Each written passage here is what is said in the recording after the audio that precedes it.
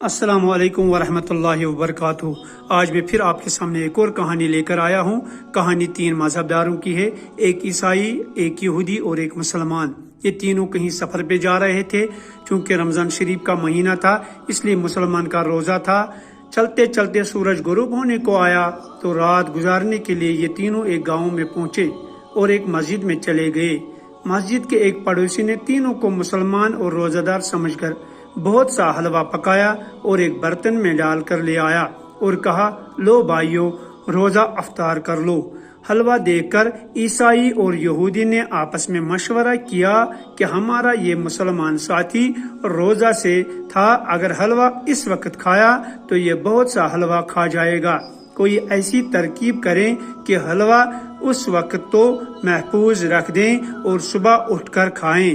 اس مسلمان ساتھی کا صبح روزہ ہوگا اور ہم دونوں مزے سے سارا حلوہ کھا لیں گے۔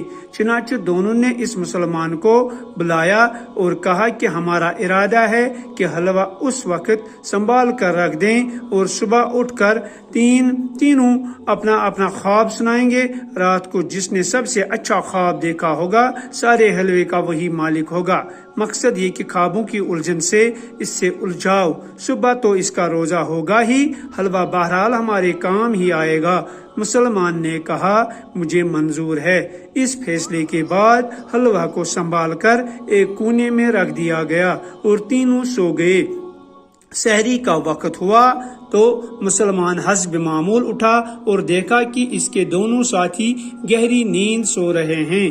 اس نے حلوہ کا برتن اٹھایا اور سارا حلوہ کھا گیا اور روزے کی نیت کر کے پھر سو گیا۔ صبح عیسائی و یہودی جاگے تو حلوہ کی فکر میں ایک جگہ بیٹھ کر مسلمان کے سامنے اپنا اپنا خواب بیان کرنے لگے۔ یہ خواب محض حلوے کی لالچ میں انہوں نے گھڑ لیے تھے۔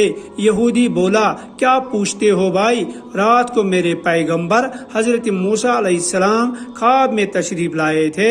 انہوں نے مجھ سے فرمایا کہ اٹھ چل میرے ساتھ کوہ طور پر۔ چنانچہ میں اپنے پیغمبر کے ساتھ کوہ طور پر چلا گیا اور کوہ طور کی خوب سیر کی۔ اس سے بہتر خواب بلا اور کیا ہوگا، لہذا حلوہ سارا میں کھاؤں گا۔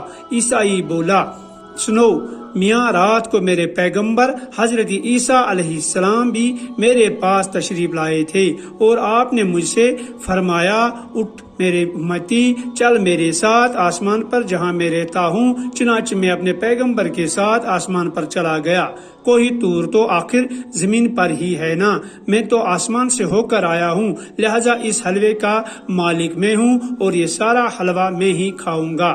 اب مسلمان کا نمبر آیا تو وہ بولا، بھائی سحری کا وقت ہوا تو میرے پیغمبر حضرت محمد صلی اللہ تعالی علیہ وسلم بھی میرے پاس تشریف لائے تھے اور آپ نے تشریف لاتے ہی مجھ سے فرمایا کہ اٹھ اے میرے امتی، صبح کو تجھے روزہ رکھنا ہے، اٹھ کر سحری کھا، حلوہ موجود ہے یہی کھا لو۔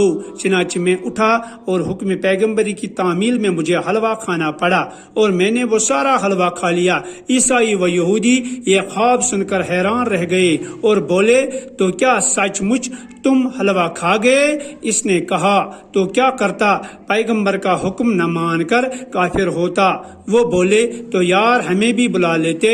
مسلمان نے کہا، میں نے تو بہت آوازیں دی تھی مگر تم میں سے ایک کوہ طور پر تھا، ایک آسمان پر، سنتا ہی کوئی نہ تھا، ناچار اکیلے ہی کھانا پڑا۔ اس کہانی سے پتہ چلا کہ دوسروں کو کسی مصیبت میں پھنسانے سے خود ہی انسان اس مصیبت میں جا گرتا ہے۔ جا در چاہ چہرہ کن پیش۔ اس لیے ہر انسان سے ہمیں ہمیشہ خبردار رہنا چاہیے اور جانچ پڑتال کے بعد ہی اس پہ بھروسہ کرنا اور ان کے ساتھ سفر کرنا چاہیے۔ باقی وسلام۔